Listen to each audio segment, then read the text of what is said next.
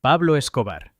No día 2 de decembro de 1993, un día depois de completar 44 anos, Pablo Escobar foi encontrado nos tellados de un bairro residencial de Medellín con 3 tiros no corpo. O homem que chegou a controlar 80% de toda a cocaína consumida nos Estados Unidos, que acumulou uma fortuna estimada em 30 bilhões de dólares e que mandou explodir aviões comerciais para matar um único inimigo, foi localizado por causa de uma ligação telefônica. Sua obsessão em falar com a família todos os dias deu ao Search Block, unidade de elite colombiana apoiada pela DEA, o sinal de rádio necessário para triangular sua posição. Quando os agentes invadiram o imóvel, Escobar tentou fugir pelos telhados de telha vermelha com um único guarda-costas. Foi baleado na perna, no torso e fatalmente atrás da orelha direita. Esse último tiro é debatido até hoje. Alguns agentes colombianos afirmam que foi suicídio, outros garantem que foi um tiro de execução dado após a queda. O corpo foi fotografado no chão com os sapatos ainda nos pés, a barba por fazer,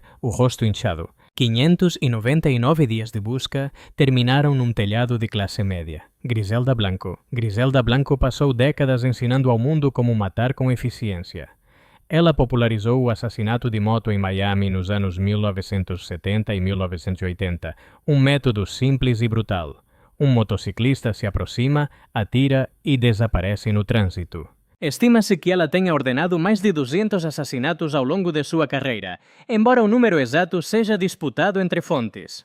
Em 3 de setembro de 2012, aos 69 anos, Griselda saía de um açougue no bairro Belém, em Medellín, quando um motociclista se aproximou e disparou um único tiro na sua cabeça. A ironia é pesada demais para ignorar. A mulher que havia transformado o assassinato de moto em método padrão do narcotráfico colombiano morreu exatamente da mesma forma que suas vítimas. Ela foi a que havia sido presa nos Estados Unidos, condenada por tráfico e homicídio, e deportada para a Colômbia em 2004. Se citou em 1924 depois de cumprir parte da pena. Tinha 8 anos de vida pela frente. O assassinato nunca foi oficialmente solucionado. Amado Carrillo Fuentes. Amado Carrillo Fuentes era chamado de Señor de los Cielos porque operaba uma frota de aviões Boeing 727 para transportar toneladas de cocaína de uma vez, algo que nenhum traficante havia feito em tal escala antes. No auge de seu poder, estima-se que seu cartel movimentava 25 toneladas de cocaína por mês pela rota mexicana, acumulando uma fortuna avaliada em 25 bilhões de dólares. O que o matou não foi uma bala nem uma traição. Em julho de 1997, desesperado para escapar da pressão crescente das autoridades americanas e mexicanas, Carrillo Fuentes entrou numa clínica privada na Cidade do México para uma cirurgia plástica de 8 horas, que mudaria completamente sua aparência. Novo rosto, lipoaspiração, nova identidade. Morreu na mesa de operação em 4 de julho de 1997, aos 41 anos, aparentemente por excesso de anestesia combinado com complicações cirúrgicas. Os 2 médicos responsáveis pela operação foram encontrados mortos meses depois, seus corpos cimentados dentro de tambores metálicos, segundo relatos jornalísticos da época. O homem mais poderoso do narcotráfico mexicano foi destruído por sua própria vaidade e pelo bisturí de alguém que provavelmente o temia demais para recusar o trabalho. Gonzalo Rodríguez Gacha. Gonzalo Rodríguez Gacha, coñecido como El Mexicano, era o brazo operacional máis violento do cartel de Medellín, o homem que Escobar acionaba quando quería algo destruído sen hesitação. Ele financiou paramilitares, ordenou masacres de civis e foi responsável por um rastro de carnificina que cruzou várias regiões da Colômbia nos anos 1980. Sua queda veio em 15 de dezembro de 1989, numa propriedade rural próxima a Tolú, na costa colombiana. Cercado pelas forças de segurança colombianas após semanas de rastreamento intenso, Rodríguez Gacha tentou escapar de helicóptero. A aeronave foi derrubada. Ele morreu ali, junto com seu filho Freddy, de 17 anos, que havia crescido dentro do cartel e não conhecia outra vida. A morte dos dois no mesmo lugar, no mesmo dia, encerrou o capítulo mais violento da história do cartel. Rodríguez Gacha tinha 42 anos. Kun Sa. Kun Sa comandou um exército privado de mais de 20.000 soldados armados para proteger uma coisa: as plantações de papoula do Triângulo Dourado, na fronteira entre Birmania, Laos e Tailândia. Em certos períodos dos anos 1980 e 1990, estima-se que ele controlava até 70% de toda a heroína que chegava ao mercado mundial. O governo dos Estados Unidos ofereceu recompensa de 2 milhões de dólares por sua captura e tentou por décadas extraditá-lo, sem sucesso. Em 1996, Kun Sa fez algo que nenhuma força policial conseguiu. Ele simplesmente se entregou ao governo birmanês, negociando imunidade total em troca de encerrar suas operações formais. Continuou vivendo em Rangoon, com liberdade suficiente para administrar negócios legais até o fim de seus dias. Morreu em 26 de outubro de 2007, de causas naturais, aos 73 anos, num país onde nunca foi preso de verdade. É possivelmente o maior senhor das drogas da história, a morrer na cama, sem algemas, sem julgamento, sem pagar nada ao sistema que tentou derrubá-lo por décadas. Félix Gallardo. Félix Gallardo, El Padrino, é o arquiteto do narcotráfico mexicano moderno. Foi ele quem estruturou as rotas, recrutou os operadores e criou o sistema que depois se fragmentou nos grandes cartéis que dominam o México até hoje, incluindo Sinaloa, Tijuana e o Cartel do Golfo. Sua queda começou em 1985, quando membros de sua organização sequestraram, torturaram e assassinaram Enrique Kiki Camarena, agente da DEA infiltrado no cartel, num crime que mudou permanentemente a relação entre os governos americano e mexicano na guerra às drogas.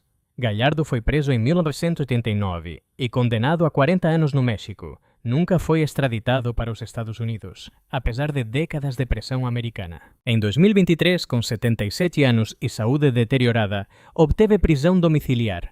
O homem que construiu o maior sistema de tráfico do hemisfério norte passou a velhice num quarto, longe do poder, enquanto as organizações que criou continuam operando sem ele.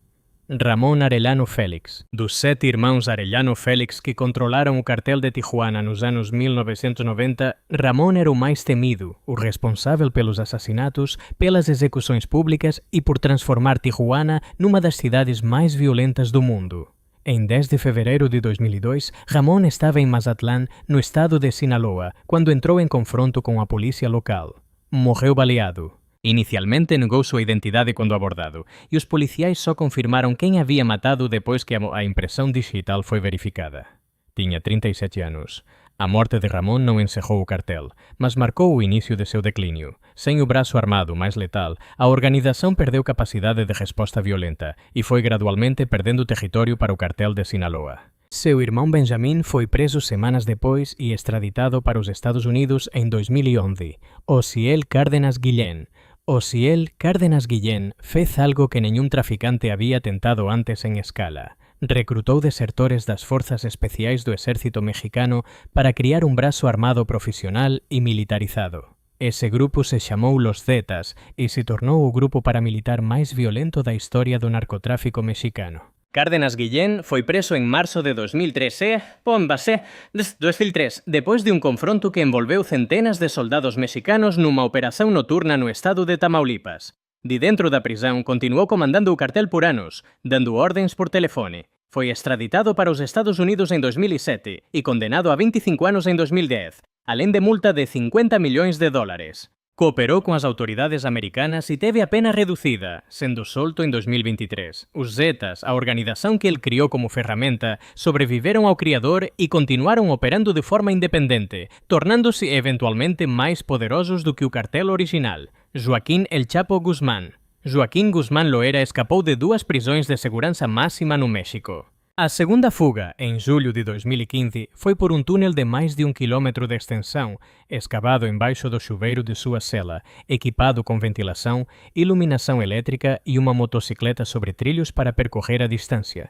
Era engenharia elaborada a serviço de um único homem. Recapturado em janeiro de 2016, foi extraditado para os Estados Unidos em janeiro de 2017 e condenado em julho de 2019 a prisão perpétua mais 30 anos adicionais. Hoje cumpre pena na ADX Florence, no Colorado, conhecida como a Alcatraz das Montanhas Rochosas. Uma cela de concreto de aproximadamente 2 por 3 metros, 23 horas por dia de isolamento, sem contato significativo com outros presos.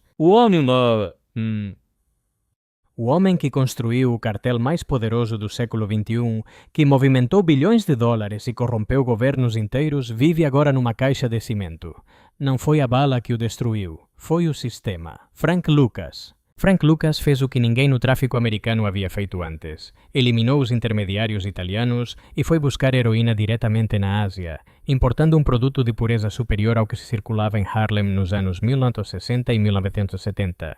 Ele chamava o produto de Blue Magic. Segundo seus próprios relatos, lucrava até $1 milhão por dia no auge das operações, embora parte dessa narrativa seja disputada por historiadores. A lenda mais polêmica afirma que contrabandeava heroína escondida nos caixões de soldados americanos mortos no Vietnã, uma alegação que Lucas sustentou publicamente, mas que nunca foi comprovada documentalmente. Foi preso em 1975 e condenado a 70 anos, reduzidos para 5 após entregar dezenas de policiais e traficantes corruptos ao DEE. Passou os últimos anos de vida como figura quase folclórica, dando entrevistas, recebendo rappers e vendo Denzel Washington interpretar sua história no cinema. Morreu em 30 de maio de 2019, em Newark, Nova Jersey, de causas naturais aos 88 anos.